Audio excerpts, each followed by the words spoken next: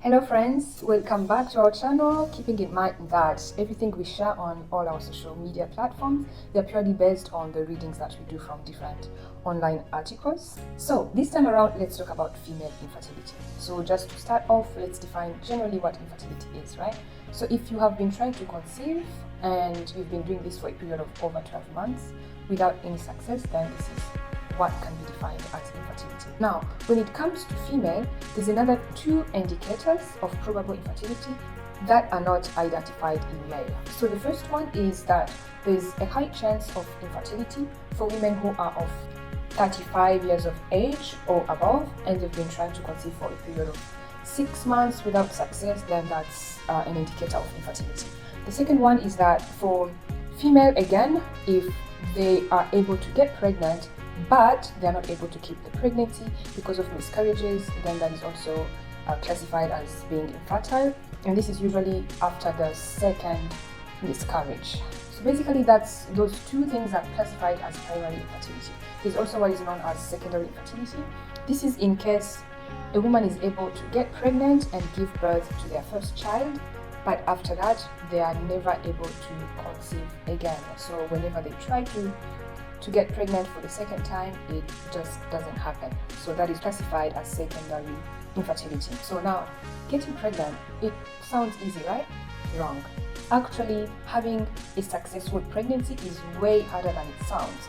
And so this is because there's actually many different processes that have to happen successfully for one to have a successful pregnancy.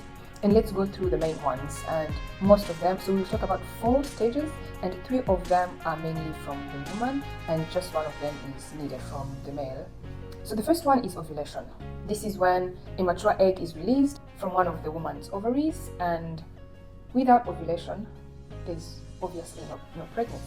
The second one is the fact that the mature egg has to be able to travel through the fallopian tube, because sometimes the fallopian tube for some reasons might be blocked, and if the egg is not able to travel through, then again there's no pregnancy. Third one, this is when the male comes in, is fertilization. So now the male has to provide sperm, and not just any sperm. This has to be a healthy sperm, because the sperm has to be able to swim and join the egg in the fallopian tube so that they can merge and form an embryo. Without fertilization, say this with me, there's no pregnancy. Okay, fourth is implantation. So now let's say there was ovulation, the egg was able to go through the fallopian tube, but then sperm came in and then they joined.